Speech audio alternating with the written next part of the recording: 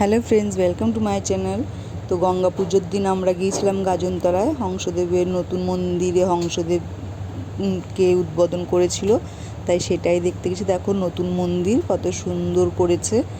তো দুপুরবেলাতেই আমরা গিয়েছিলাম, যেহেতু সবাই আমরা ঠিক করেছিলাম বিকেলে যাব, কিন্তু সবাই বললো না দুপুরেই চলো।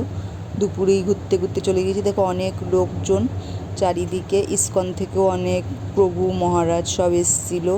এখানে হোম হয়েছে, দেখো মানে অনেক জায়গার থেকেই লোকজন এসছে। দেখো নতুন মন্দিরটা, ভেতরটা খুবই সুন্দর। তোমরা যদি আসো গাজনতলায় অবশ্যই হংসদেবের মন্দিরটা দর্শন করে যেও। আর এই দেখো যেখানে যজ্ঞ হয়েছে, এখানে আগে পুরনো মন্দির ছিল, আর এই যজ্ঞর জায়গাটাতেই হংসদেব ছিলেন আগে, তো এখানটাতেই যজ্ঞ করেছে।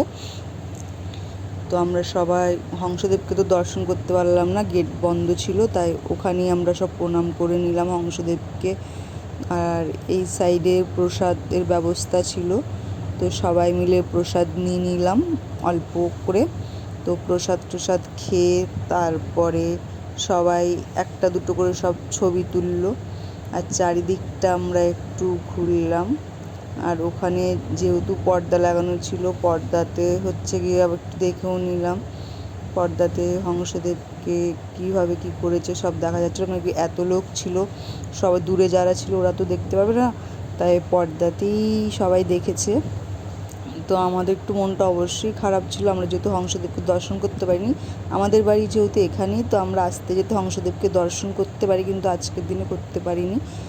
তো দেখো এটা আমার একটা বোনের মেয়ে, ও গিয়েছিল। খুব পাকা ও, এমনিতে তো খুব কথা বলে, কিন্তু লোকের সামনে কথা বলে না ও। তো তোমরাও কিন্তু হংসদেবকে দর্শন করতে অবশ্যই এসো। হংসদেব খুব জাগ্রত, আর হংসদেব এখানে এসে তোমরা একবার পুজো দিয়ে যেতে পারো। যারা কাছে আছো ওরা তো নিশ্চয় দাওই, যারা দূরে আছো ওরাও এসো গাজনতলা। তো দেখো এপাশে আমরা খাওয়ার লাইন ছিল, প্রসাদ দিচ্ছিল, অন্ন খাওয়াচ্ছিলো, তো আমরাও খেতে বসে পড়লাম। প্রথমে তো দেখো অন্ন দিয়েছে, তারপর একটা মিক্স সবজি, তারপরে ডাল দিয়ে মেখে মিক্স সবজি দিয়ে খেয়ে নিলাম।